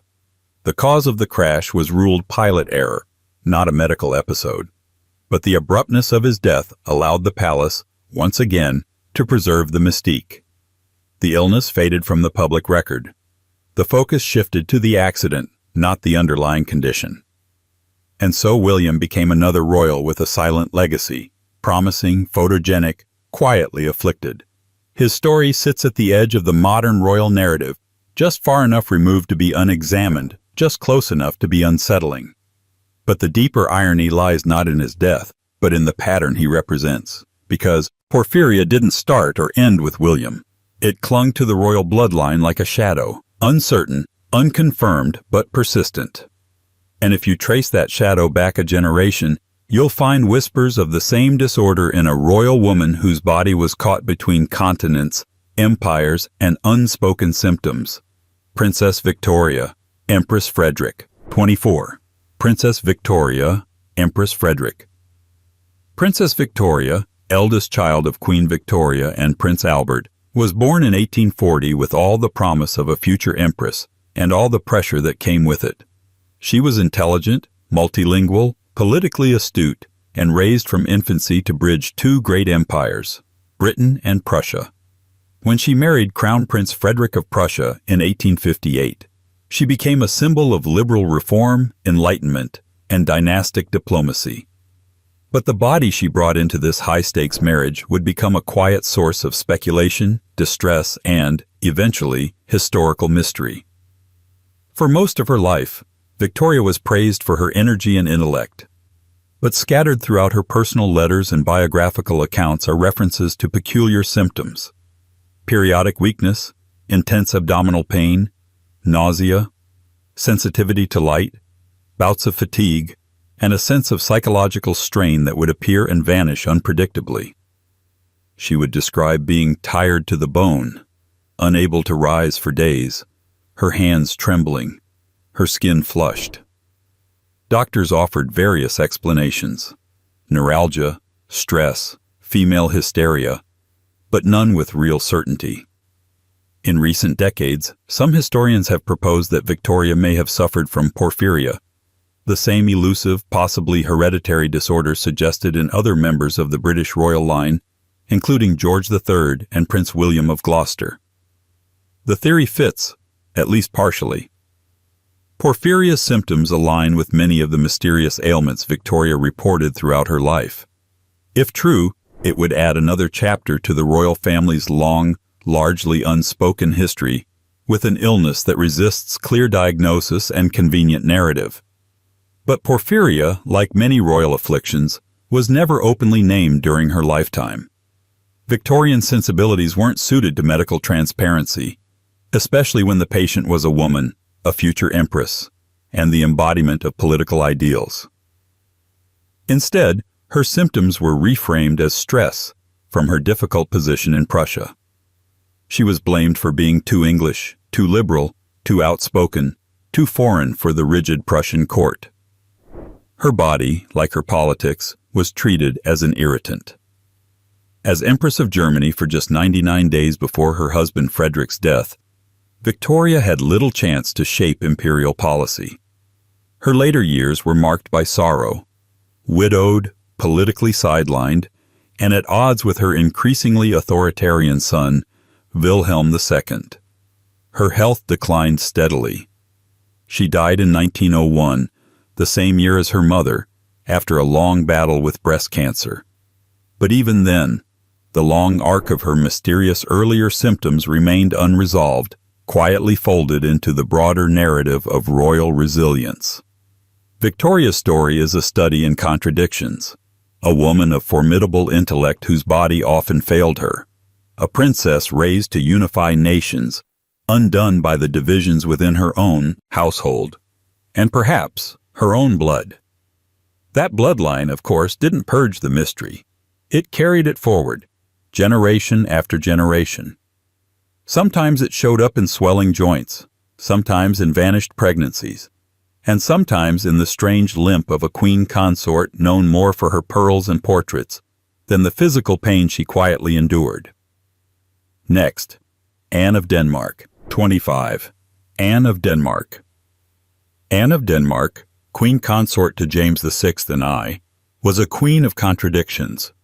Brought to Britain as part of a diplomatic marriage in 1589, she arrived with Lutheran sensibilities, a flair for courtly drama, and a body that, while often veiled in jewels and silks, seemed constantly at odds with her ceremonial role. Behind the elaborate masks and delicate diplomacy was a woman whose health was quietly, persistently fragile. Historical records describe Anne as suffering from a range of recurrent physical ailments, many of which intensified as she aged. The most frequently mentioned were bouts of gout and what was then called dropsy, a term used to describe swelling caused by fluid retention, likely linked to heart or kidney problems. Letters and court accounts speak of her being carried in a litter between chambers, of long absences from court functions due to what were delicately labeled infirmities, and of extended periods confined to her chambers, away from the noise and performance of monarchy. To a modern reader, this may sound like typical courtly life, but in the tightly controlled image machinery of early modern monarchy, any consistent physical weakness in a queen, especially one not giving birth to healthy heirs with regularity, was a political liability. Queens weren't just wives. They were symbols of continuity, stability, and divine favor. A queen with a limp, a swollen face, or an inability to stand during court ceremony was more than inconvenient. She was out of sync with the illusion. Anne's medical problems worsened in the early 1600s. Court letters report that she suffered from intense pain in her limbs and difficulty walking. Some speculate she may have suffered from a form of rheumatoid arthritis. Others suspect complications from earlier pregnancies. She bore 7 children, with only 3 surviving past infancy. The losses took both an emotional and physical toll. She aged quickly, withdrawing from the court life she had once helped enliven with masks, pageants, and artistic patronage. And yet, Anne was never allowed to be ill in public. Her image, preserved in regal portraits, remained composed and luminous. Her body, twisting, swelling, aching, was hidden behind court formality and artistic flattery. Even in her final years, she insisted on attending major events when she could, carried by attendants, propped into presence.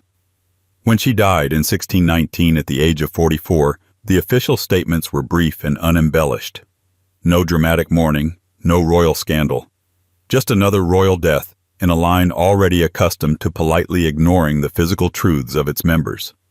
But Anne's legacy lingers, not just in portraits or palaces, but in the way her body was treated as a quiet obstacle to narrative. A symbol of power, wrapped in pain, wrapped again in silence. And silence, as always in royal history, is where rumors grow. The next queen on this list, Mary I, known to history as Bloody Mary, left behind no children, but volumes of speculation. Her body, more than her throne, became the central mystery. 26. Mary I of England. Mary the Worcester, daughter of Henry VIII and Catherine of Aragon, has long been remembered for her reign of fire, the burnings, the executions, the fierce return of Catholicism to Protestant England.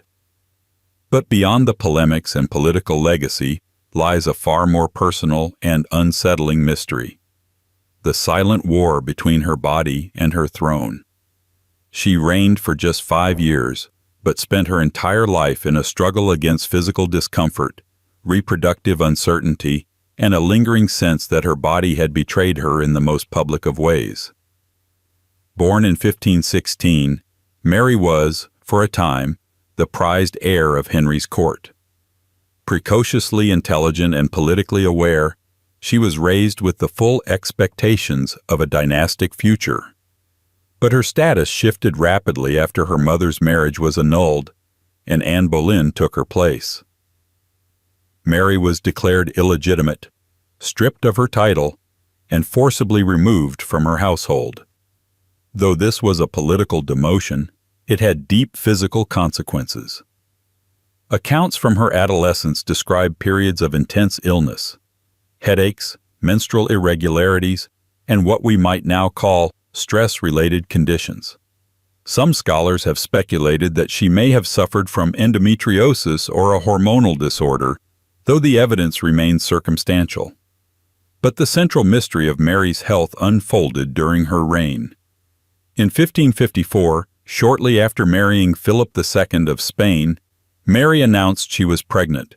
Her belly swelled, her period stopped, and preparations began for a royal birth. Nurseries were decorated, midwives appointed, astrologers consulted, but no child came. The symptoms had seemed undeniable. Her condition had been observed by physicians, courtiers, and ambassadors. For months, the nation anticipated an heir who would solidify the Catholic succession. But in the end, it appears to have been either a false pregnancy or a psychosomatic condition, an event that today might be diagnosed as a pseudocyesis. She believed she was pregnant. Her body mimicked the signs, and then, without explanation, it stopped. The same thing reportedly happened again in 1557.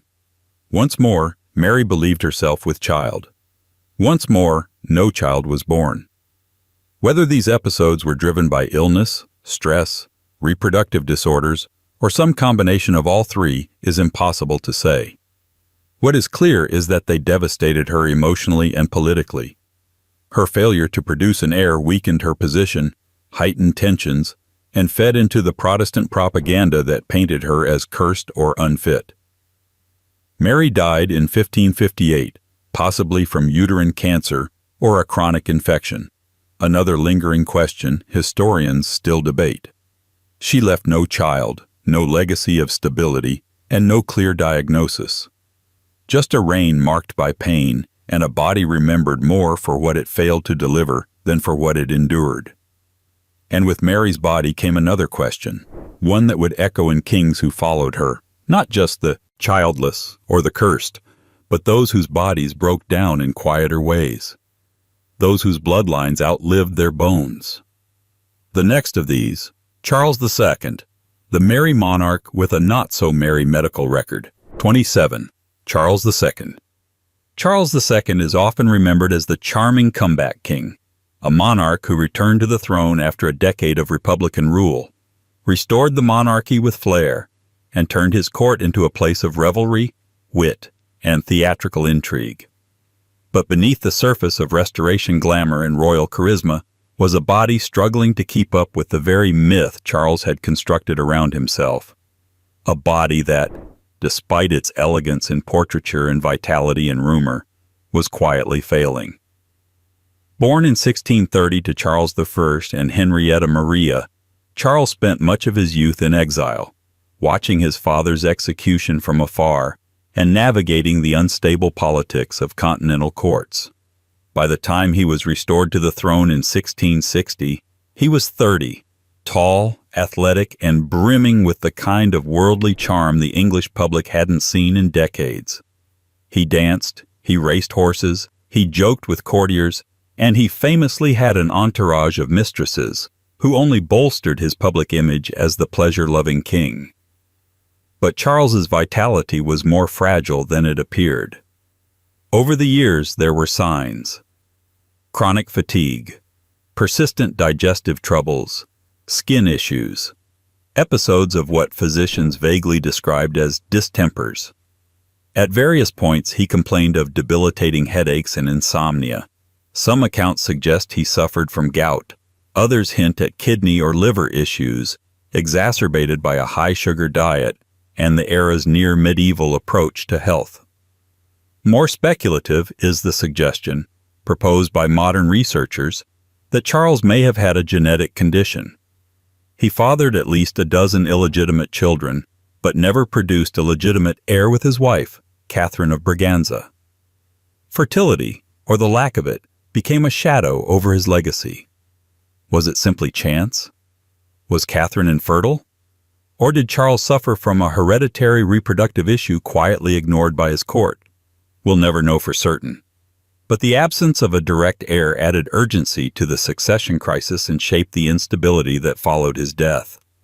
By early 1685, Charles's health had clearly worsened. He experienced sudden convulsions, now believed to have been a form of uremia or kidney failure, and collapsed. His death was both rapid and unsettling. As royal doctors descended into chaos, they subjected him to an aggressive cocktail of contemporary medicine: bloodletting, blistering, and enemas. None of it helped. He died at age 54. His final words were reportedly, "I am sorry, gentlemen, for being such a time a-dying." The line is too perfect, too wry, to verify. But it fits. Charles lived as a performance, and even in death, his body was forced to keep up the act. The glamour, the charm, the courtly humor, it all masked a physical decline that the monarchy, as always, preferred not to name. And just like that, the restoration ended not with scandal, but with another royal body quietly failing behind a screen of ceremony. Yet the idea of masking decline would outlive Charles. His brother, James II, would inherit not only the throne but the burden of a body no longer trusted to last or to rule without compromise. 28. James II. James II, younger brother of Charles II and the last Catholic monarch of England, was a king haunted by instability. From the throne he would lose, from the faith that made him dangerous, and perhaps from his own body. Born in 1633 into a royal family on the brink of collapse, James lived through civil war, regicide, exile, restoration, and finally deposition. His life was shaped by turbulence, and his health quietly mirrored it, fragile, obscured, and often overshadowed by the more visible dramas of politics and religion. Unlike his flamboyant older brother, James was never the center of courtly attention. He was more reserved, more devout, and more burdened by the expectations of lineage and legitimacy. But even in his youth, there were signs of physical vulnerability. He suffered from intermittent bouts of illness, episodes often dismissed as fevers or ague, but which returned persistently throughout his life. His skin was pale, his endurance unpredictable, and his ability to appear strong in the performative rituals of kingship often compromised by what sources delicately referred to as spasms or attacks.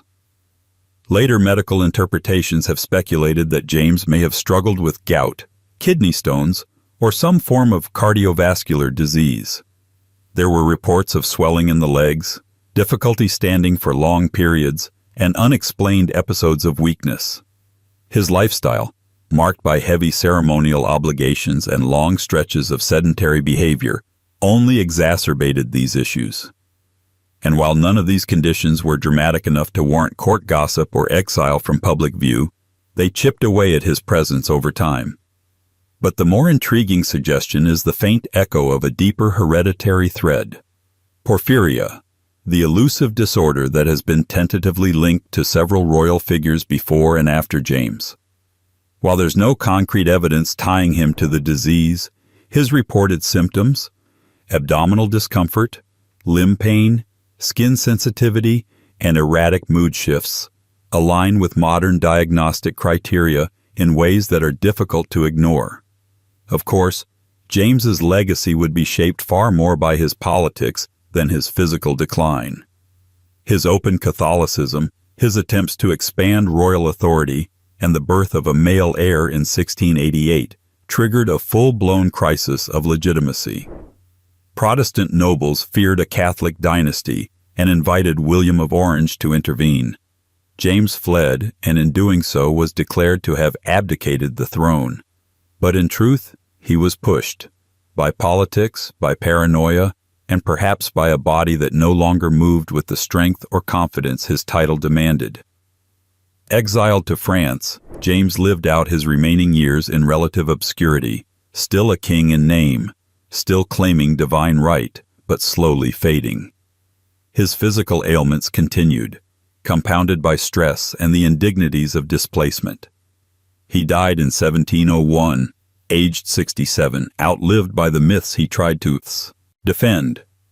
But James's quiet decline is a reminder that royal downfall is rarely just political. Sometimes it begins in the blood, or the bones, or the veins, unseen, unnamed, and never quite cured. And this silent erosion would find one of its most famous expressions in the mad shadows of his descendant, George III, whose illness would shake the very idea of royal sanity. 29. George III. George III is remembered as the monarch who lost America, the king who went mad, and the sovereign whose illness became more famous than many of his policies. His reign, which began with promise and longevity, spanning from 1760 to 1820, was eventually eclipsed by the slow, bewildering collapse of his mental and physical health. But unlike the hidden infirmities of many royals before him, George's breakdown played out in full public view, forcing the British monarchy to confront something it had long managed through silence: visible, undeniable, incapacitating illness. The earliest signs came quietly: episodes of confusion, sudden mood shifts, rambling speeches, prolonged bouts of insomnia. These symptoms first emerged in the 1780s, decades into his reign, after years of otherwise stable governance. What began as manageable eccentricity quickly spiraled into alarming behavior. He would speak for hours without pause, repeat himself compulsively, and fail to recognize those closest to him. At his worst, he was reportedly restrained, isolated, and treated with 18th-century medical interventions that blurred the line between care and containment. For centuries, historians and medical theorists have debated the cause of his decline. The most enduring theory is porphyria, a rare genetic disorder that affects the nervous system and can cause episodes of confusion, paranoia, and physical pain. It was this hypothesis that allowed biographers to retroactively connect George III to a supposed royal bloodline of hidden illness stretching back generations. Porphyria became the elegant explanation. Not madness, but misdiagnosis. More recently, scholars have questioned that theory, proposing instead that George may have suffered from bipolar disorder or another form of psychiatric illness. His symptoms, they argue, resemble the manic phases of a mood disorder more than the neurological hallmarks of porphyria. But whatever the label, the fact remains. George III's illness couldn't be concealed. Not from his court, not from his people, and certainly not from history. His episodes came and went over decades, each time leaving him more diminished. By 1810, after the death of his beloved daughter, Princess Amelia, his condition worsened irreversibly. Parliament enacted the Regency Act, allowing his son, later George IV, to rule in his place. George III spent the last 10 years of his life blind, deaf, and confined to Windsor Castle, completely removed from public life. He died in 1820, outliving his wife, his heir, and the myth of the infallible monarch. What makes George's decline so historically significant isn't just the scale of it, it's how public it became. For the first time, the British monarchy had to reckon with a king who could not rule because of his mind, not his politics. There was no way to reframe, no way to pose him carefully in oil.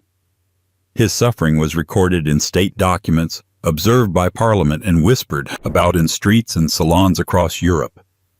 And yet, as always, the silence returned. His heirs rarely spoke of him. His name became a cautionary footnote. But the unease lingered, especially as others in the royal line began to display their own quiet signs of failing health. Like his wife, Queen Charlotte, who died with a different kind of mystery, a slow, quiet fading of a queen consort whose physical decline never made the headlines, but shaped the legacy she left behind. 30. Queen Charlotte of Mecklenburg-Strelitz. Queen Charlotte, consort to George III, was the quiet half of a royal pairing that became anything but quiet. While her husband's mental illness drew the attention of doctors, courtiers, and Parliament itself, Charlotte endured her own long decline in the background, largely unnoticed, mostly undocumented, and quietly erased in the way royal women so often were. She reigned beside her husband for nearly 6 decades, bore 15 children, and saw her role shift from queen to caretaker to relic. By the time she died in 1818, her body had all but given out, and her public image remained as carefully preserved and concealed as ever. In her youth, Charlotte had been dutiful, proper, and politically cautious. She arrived in Britain in 1761 as a teenager, with little formal education and no real preparation for the scrutiny of the British court. Her marriage to George III was arranged, but surprisingly stable by royal standards. She was pious, loyal, and extraordinarily fertile, attributes that endeared her to courtiers, even as they obscured her personhood. But over time, especially as the pressures of court life, repeated childbirth, and her husband's unraveling mounted, Charlotte's health began to deteriorate. The symptoms were never front-page material. There were no dramatic episodes, no collapses mid-ceremony. Instead, it was the slow accumulation of ailments, chronic fatigue, joint pain, limited mobility, and perhaps even cognitive decline in her later years. Her correspondence in the final decades of her life became shorter, more repetitive, and less involved. Some contemporaries noted a growing forgetfulness, though it was always described with the kind of soft detachment reserved for aging royals. She was fading, delicate, or withdrawn. Historians have speculated about what afflicted her. Rheumatism? Arthritis? The long-term effects of 15 pregnancies and persistent stress? All plausible, but like so many royal women before her, Charlotte's body was less a subject of inquiry than a piece of court decor, an elegant figure at the edge of paintings and ceremonies, her silence interpreted as grace rather than exhaustion. What's striking is how her decline mirrored her husband's, yet was treated so differently. Where George's madness became a matter of national debate, Charlotte's suffering was private, domestic, even invisible. She became more reclusive, retreating from London to Windsor and eventually to Kew. There, she spent her final years largely confined to her rooms, communicating only with a small circle and rarely appearing in public. When she died in 1818, she was the longest-serving queen consort in British history. Her funeral was dignified, understated, and efficiently forgotten. A queen who had lived through the collapse of empires, revolutions, and a king's mind, and yet left behind so few records of her own body's story. But her silence was not an absence. It was a pattern, a warning. because just a generation later, her granddaughter would inherit not only the throne, but the same quiet frailty. A queen who appeared imperious in paintings, yet limped through corridors in private. The next royal body shaped by pain and hidden from history, Queen Victoria. 31. Queen Victoria. Queen Victoria, the woman who gave her name to an entire era, ruled for more than 6 decades, and yet, much like her grandmother, Queen Charlotte, her body was carefully edited out of the imperial narrative. Her public image was one of steely resolve, upright virtue, and maternal authority. But behind the black gowns, the stately portraits, and the booming declarations of empire was a body worn down by pain, loss, and a life spent balancing on the edge of fragility. Born in 1819, Victoria was small and physically unimposing, but early portraits of her show a vibrant young woman, wide-eyed, energetic, and full of determination. She ascended the throne at just 18 and quickly proved that her will was anything but delicate. Still, her physical health was always under quiet scrutiny. She suffered from recurring bouts of what her physicians called neuralgia and rheumatism, broad 19th century terms for persistent, often unexplained pain in the joints and limbs. Some modern historians suspect that she may have experienced forms of arthritis or chronic venous insufficiency, particularly in her later years. By the time she reached middle age, Victoria was increasingly dependent on walking sticks and later wheelchairs. She reportedly suffered from painful varicose veins and swelling in her legs and feet. Her gait slowed, her posture changed. But you wouldn't know it from official accounts. Public appearances were tightly choreographed. Her speeches were delivered seated or by proxy. Her clothing became more voluminous, both to conform to mourning fashion and to conceal her growing physical limitations. She was a widow for 40 years after Prince Albert's death and spent much of that time in semi-withdrawal, moving between Balmoral, Windsor, and Osborne House. Her letters from this period are peppered with references to fatigue, aching limbs, and difficulty walking. Yet her image as the indomitable matriarch of an expanding empire persisted. Even in advanced age, she was portrayed as a figure of permanence, dignified, unchanging, monumental. But behind closed doors, she moved slowly, painfully, often with assistance. Her final years were marked by a growing physical decline that the royal household took great care not to amplify. Her funeral in 1901 was enormous, befitting the Empress of India. But the body being honored was one that had been quietly failing for decades.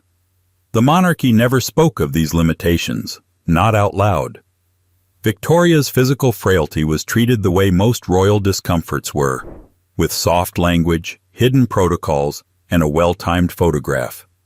But the pain was there, and the silence around it mattered, because her son, Edward VII, would inherit not only her throne, but a body no less affected by illness. His would be a reign of smoke, spectacle, and swelling ankles, masked, again, by ceremony. 32. Edward VII. Edward VII was a monarch built for appearances. Son of Queen Victoria and Prince Albert, he spent the vast majority of his life as heir apparent, waiting, watching, and, by many accounts, overindulging. By the time he ascended the throne in 1901 at the age of 59, he was already a public figure of contradictions, a socialite with serious diplomatic instincts, a bon vivant with a bad heart, a king too corpulent for his ceremonial robes but charismatic enough to carry their weight. His health, much like his image, was both managed and misunderstood. On the surface, Edward seemed to enjoy remarkable vitality. He rode, hunted, gambled, smoked, drank, and dined with appetite, befitting the Edwardian age that would bear his name. Portraits and press coverage played into the illusion. Here was a king larger than life, imperial and expansive in every sense. But beneath the gold braid and polished speeches, Edward's body was under siege, quietly, consistently, and inconveniently. From middle age onward, Edward suffered from chronic health problems that were mostly downplayed by the palace and largely dismissed by the public. Gout was one of the most visible, a hereditary condition exacerbated by his lavish lifestyle. Gout caused swelling in his joints, especially his feet, and made walking difficult. During certain periods, he was known to cancel public engagements due to fatigue or minor indisposition, terms that masked a recurring painful condition which would sometimes leave him unable to stand without support. He was also a lifelong smoker, known to go through at least 20 cigarettes and a dozen cigars a day. Unsurprisingly, this led to persistent bronchial issues. Court physicians noted chronic wheezing and shortness of breath, particularly after exertion or during cold weather. He would sometimes pause between sentences during speeches, not for effect, but because he had to catch his breath. Official statements never acknowledged respiratory illness. The monarchy preferred its ailments veiled in ceremony. By the later years of his reign, Edward's weight became a more obvious issue, both visually and medically. He was obese, and not just by the aesthetic standards of the time. His size contributed to sleep difficulties, reduced mobility, and cardiac strain. Tailors and royal staff had to specially modify uniforms and seating arrangements.